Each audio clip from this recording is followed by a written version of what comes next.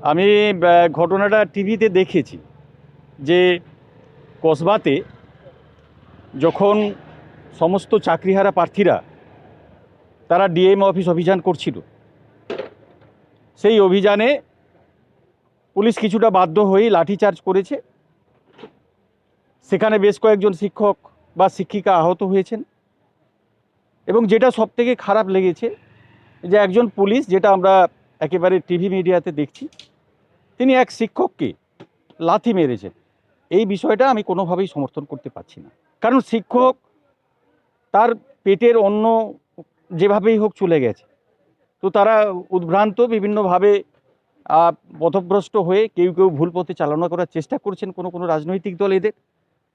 তো তারা আন্দোলনে গিয়েছিলেন, কিন্তু পুলিশের এই লাথি মারা সেটাকে কোনোভাবেই আমরা সমর্থন করব না।